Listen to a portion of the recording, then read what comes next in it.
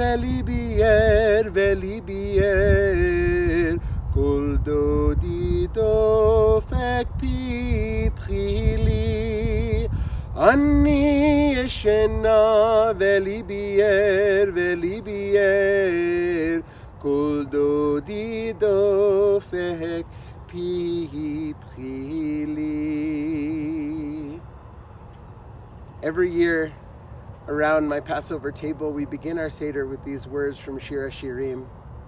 I am sleeping, but my heart is awake. The voice of my beloved knocks. Why is it that I share this verse? For two reasons. This is a time of awakening. It's the awakening of the natural world. Every year in our family, we know to look for the forsythia, that when they bloom, Passover is upon us.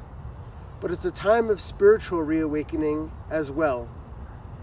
How is it this time of year that we awaken ourselves, and how is it this time of year that we direct our hearts toward the Holy One of Blessing and ask God to awaken towards us? We do so by recognizing that this is a time of growth. This is the period of the Omer. We're counting down the days between Passover and the days between Shavuot. As biblically, this was a time when our ancestors were focused on agriculture. They were focused on their wheat harvest. Would those seeds that they planted this time of year bear fruit?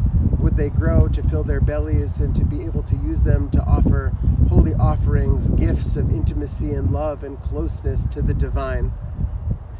And while biblically this is an agricultural holiday and it's about our agricultural growth, rabbinically our sages said by connecting the redemption of Passover and the revelation of Shavuot, that actually we are the growth. We are the seeds that have been planted. And we hope that through our growth this time of year, our spiritual growth and God's spiritual growth towards us, that we'll reach closer and closer to one another, so that by the time we reach out our branches, by the time we lengthen our roots, by the time we widen our leaves, all of our stretching out will be ready to meet the divine as the Holy One of Blessing stretches out towards us at Mount Sinai to offer us whatever it is, whatever revelation we need to hear most this time of year. So biblically, we might be concerned about our crops, and rabbinically, we recognize that we are the crops. This is a time of isolation, and don't get me wrong, that's extremely important.